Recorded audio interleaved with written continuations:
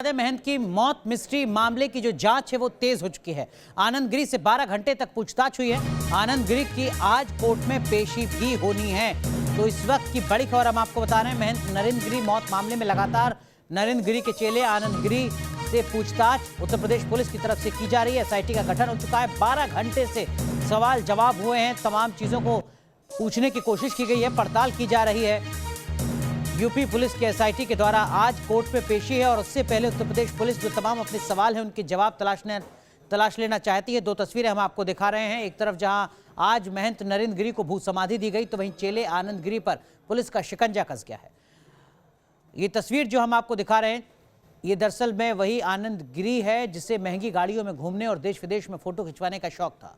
दो तस्वीरें आपके सामने, एक तरफ चेला आनंद गिरी जो इस वक्त सवालों के घेरे में है, वहीं दूसरी तरफ अखाड़ा परिषद के अध्यक्ष महंत नरेंद्र गिरी को आज भू समाधि दी गई बाघंबरी मठ में, उसी जगह जिसका जिक्र उन्होंने अपने सुसाइड नोट में किया था। कई ऐसे सवाल हैं जिनके जवाब अभी खोजे जाने हैं। उत्तर प्रदेश की पुलिस भरोसा दिला रही है कि वो दोषियों को जल्द से जल्द पकड़ेगी, तमाम सवालों के जवाब देगी। एसआईटी का गठन हो चुका है। 12 घंटे आनंद गिरी से पूछताछ हुई है। कई लोगों को हिरासत में लिया गया है। 3 गिरफ्तारियां हो चुकी हैं। कोशिश यही है कि जल्दी से जल्दी इस गुत्थी को सुलझाया जा सके, लेकिन अभी कटघरे में शिष्य आनंद गिरी। महंत नरेंद्र गिरी को आत्महत्या के लिए उकसाने के आरोप में गिरफ्तार उनके शिष्य Anand Giri high profile lifestyle के शौकीन हैं। महंगी गाड़ियां और मोबाइल उनका शौक है, तो विवादों से उनका चोली दामन का साथ रहा है।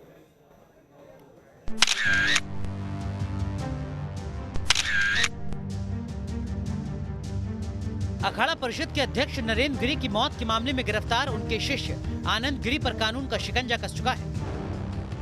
उन पर महंत नरेंद्र गिरी को आत्महत्या के लिए उकसाने का आरोप लगा है। हरिद्वार से जब उन्हें हिरासत में लिया गया तब भी वो ठसक में नजर आए। उसके बाद हवालात की हवा खा रहे आनंद गिरी की लाइफस्टाइल चर्चा में है। बताया जा रहा है कि महंगी गाड़ियों में घूमना और कीमती मोबाइल रखना उनका शौक है। दावा किया जा रहा है कि भले ही वो भगवा कपड़े पहनते हैं, लेकिन वो भी काफी महंगे होते हैं।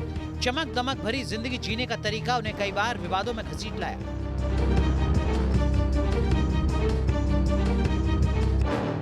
कवि महंत नरेंद्र गिरी के प्रिय शिष्य और विश्वास पात्र रहे आनंद गिरी प्रयागराज में छोटे महाराज के नाम से मशहूर हैं। उन्हें लग्जरी गाड़ियों का शौक है। महंगी गाड़ियों की सवारी करते और उसमें घूमते आनंद गिरी की कई तस्वीरें सामने आ चुकी हैं। दावा किया जा रहा है कि चमचमाती गाड़ियों से घूमना उनकी सबसे बड़ी कमजोरी है।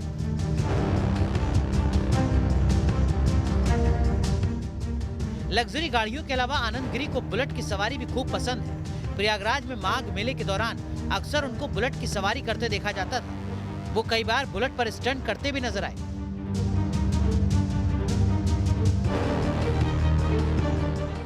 आनंद गिरी को अक्सर महंगे मोबाइल फोन के साथ देखा जाता था।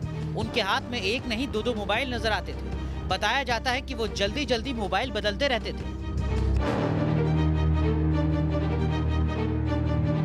2020 में आनंद गिरी का एक फोटो वायरल हुआ था जिसमें वो प्लेन के बिजनेस क्लास में बैठे नजर आ रहे थे। सामने एक ग्लास रखा था। इस फोटो के सामने आने के बाद मठ से जुड़े लोगों ने ऐतराज जताया। तब सोशल मीडिया में भी इसे लेकर खूब हो हल्ला हुआ। हालांकि इस पर आनंद गिरी ने सफाई देते हुए कहा कि ग्लास में एप्पल जूस था और उन्हें बदनाम करने के लिए इसे झूठे दावे के साथ वायरल किया गया। आनंद गिरी अक्सर देश विदेश का सफर करते रहे हैं। उन्होंने कई वीडियो में खुद अपने ऐसे कई सफर की जानकारी दी। ऐसे ही एक सफर के दौरान 6 साल पहले ऑस्ट्रेलिया में उन पर 2 महिलाओं से बदसलूकी के आरोप लगे। उनके खिलाफ दोनों महिलाओं ने शिकायत भी दर्ज कराई थी। हालांकि तब अपने गुरु नरेंद्र गिरी के दखल और वकीलों की मदद से उन्हें रिहा कराया गया था। लेकिन इससे नरेंद्र गिरी और बाघंबरी मठ की छवि को काफी नुकसान हुआ। इससे भी नरेंद्र गिरी काफी आहत हुए थे। अक्सर विवादों में रहने वाले आनंद गिरी पर यह भी आरोप लगता रहा कि वो संत परंपरा के खिलाफ अपने परिवार से संबंध रखते थे। अखाड़ा परिषद से जुड़े सूत्रों के मुताबिक आनंद गिरी का रहन सहन और विवादों से नाता कई बार उनके गुरु महंत नरेंद्र गिरी से मनमुटाव की वजह बने। विद्यानाथ झा के साथ मानवेंद्र सिंह, न्यूज नेशन, प्रयागराज। कथित सुसाइड नोट से लेकर एफआईआर तक हर जगह बार बार आनंद गिरी का नाम आता है। ये वही आनंद गिरी है जिससे कुछ महीने पहले नरेंद्र गिरी का विवाद हुआ था। अब सवाल है कि क्या उसी विवाद के चलते नरेंद्र गिरी ने आत्महत्या की या फिर उनकी मौत के पीछे कोई दूसरी साजिश है। न्यूज नेशन ने आनंद गिरी से बात करके इस पूरे मामले का सच जानने की कोशिश की। आपको दिखाते हैं क्या था गुरु चेले के बीच का विवाद और इस डेथ मिस्ट्री पर क्या कहा था आनंद गिरी ने। मैं आनंद गिरी पूज्य गुरुदेव को पहले शिष्य ने कान पकड़कर गुरु के पैर छूकर माफी मांगी। मैं आनंद गिरी पूज्य गुरुदेव को कान पकड़ करके अपनी सारी गलतियों की सबसे पहले माफी मांगता हूँ और क्षमा मांगता हूँ महाराज से। और इस माफी के बाद गुरु ने भी शिष्य को माफ करने का ऐलान कर दिया। मैं भी सहृदय आनंद गिरी को माफ करता हूँ और इन्होंने पंच परमेश्वर पंचायती खराज से नरेंद्र गिरी के पंच परमेश्वर से माफी मांगी है। लेकिन इसके बाद ऐसा क्या हुआ जो गुरु की संदिग्ध मौत हो गई? महंत नरेंद्र गिरी की मौत आत्महत्या है या फिर उनकी मौत के पीछे कोई साजिश थी? इस राज पर से पर्दा पुलिस की जांच के बाद ही उठेगा। लेकिन नरेंद्र गिरी के सुसाइड नोट में जिस आनंद गिरी का जिक्र है उसने कई सवाल खड़े कर दिए हैं। उनके सुसाइड नोट में कुछ आनंद गिरी के अतिरिक्त भी कुछ लोगों के नाम हैं, तो इस संबंध में अग्रिम विवेचना होगी। पंचायतनामा शव का हो गया है, अब आगे पोस्टमार्टम की कार्रवाई होगी, उसके बाद से विवेचक अपनी कार्रवाई करेंगे।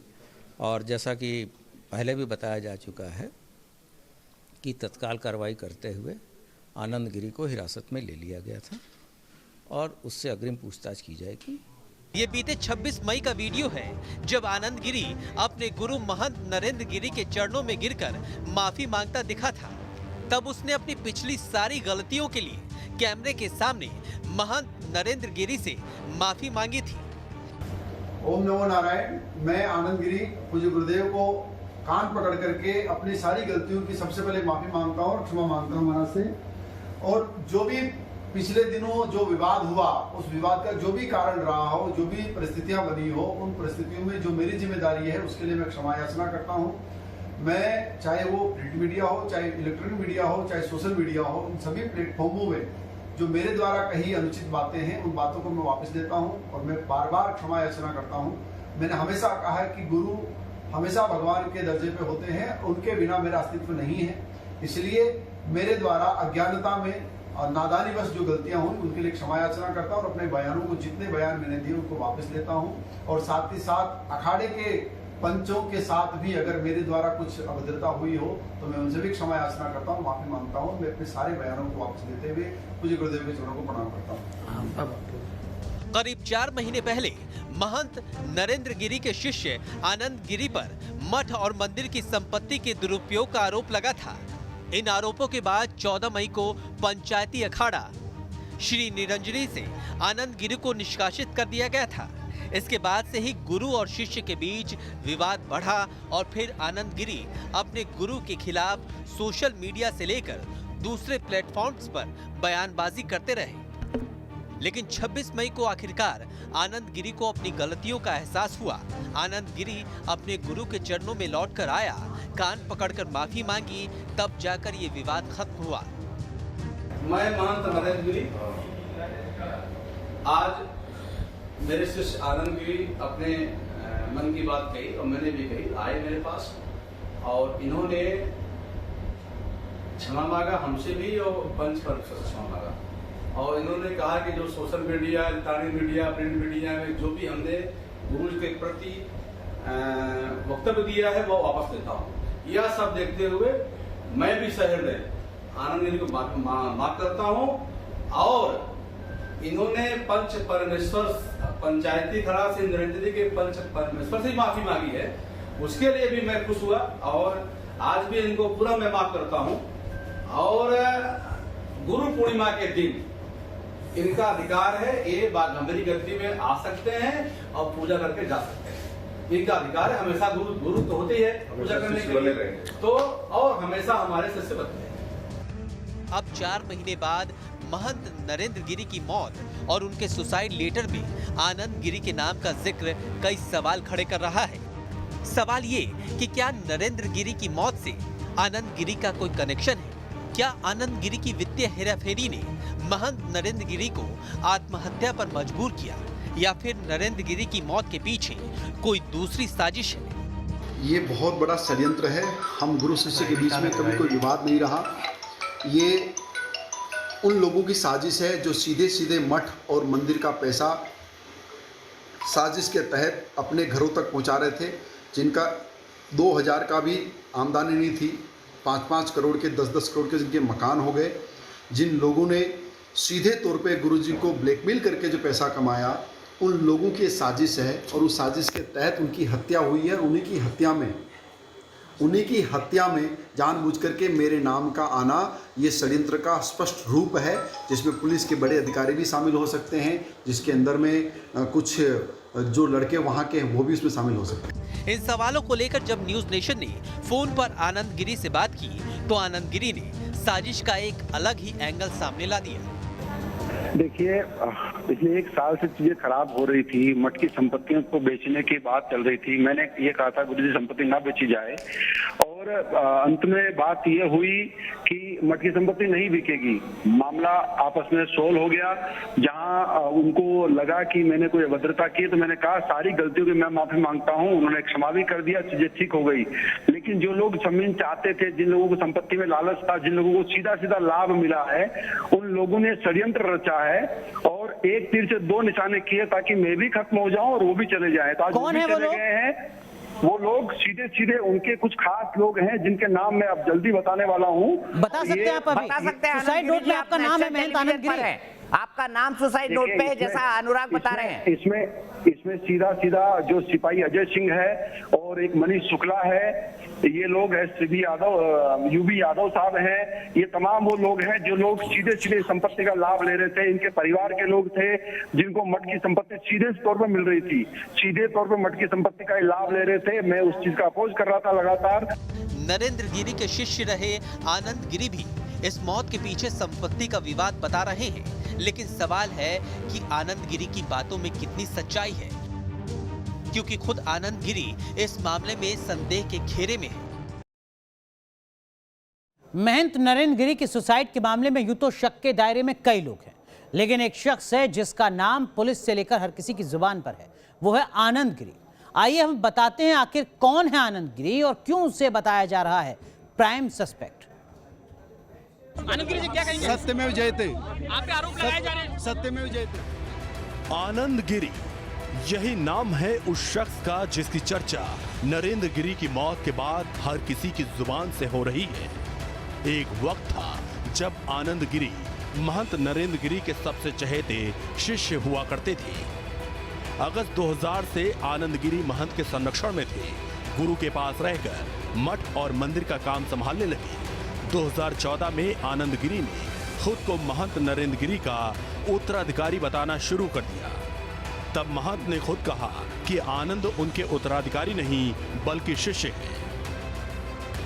2021 आया और विवाद चरम पर पहुंच गया। मई में निरंजनी अखाड़ा ने परिवार से संपर्क रखने और गुरु के खिलाफ साजिश के आरोप में आनंद गिरी को निकाल दिया। महंत ने उन्हें बागंबरी मठ और बड़े हनुमान मंदिर की व्यवस्था से भी दूर कर दिया। आनंद गिरी ने आरोप लगाया कि गुरु के भी परिवार से संबंध है। शिष्य का कहना था कि महंत ने अपने भाइयों, गनर और चहेते शिष्यों के नाम पर करोड़ों की संपत्ति खरीदी है। 26 मई 2021 को गुरु और शिष्य की लखनऊ में मुलाकात हुई। आनंद गिरी ने बिना शर्त माफी मांगी और महंत ने उन्हें मठ आने की अनुमति दे दी। आनंद गिरी ने ताजा घटनाक्रम के बाद कहा कि उनका महंत नरेंद्र गिरी से कोई विवाद नहीं था। आनंद गिरी ने कहा कि माफी मांगने के बाद गुरु से उनके संबंध ठीक हो गए थे। उन्होंने आरोप लगाया कि कुछ लोगों की मठ की संपत्ति पर नजर है। मुझे रास्ते से हटाने के लिए गुरु से विवाद करवाया गया था। क्या मठ की अकूत संपत्ति बनी विवाद की वजह? बागंबरी मठ और निरंजनी अखाड़े की संपत्तियों को लेकर विवाद पुराना है। सैकड़ों बीघा जमीन बेचने, सेवादारों और उनके परिवार के नाम पर मकान खरीदने को लेकर बार बार आरोप लगे हैं। मठ के जरिए बड़े हनुमान मंदिर की देखरेख होती थी। कानूनी लड़ाई के बाद महंत नरेंद्र गिरी ने निरंजनी अखाड़े से मठ को अलग करवा लिया। इसके बाद वो मठ और बड़े हनुमान मंदिर के पीठाधीश्वर बन गए। मई में महंत नरेंद्र गिरी और आनंद गिरी के बीच जो विवाद हुआ, ताजा घटनाक्रम पर उसके प्रभाव से इंकार नहीं किया जा सकता। मांडा और रायबरेली में निरंजनी अखाड़े की करोड़ों रुपए की जमीन बेचने पर भी विवाद हुआ।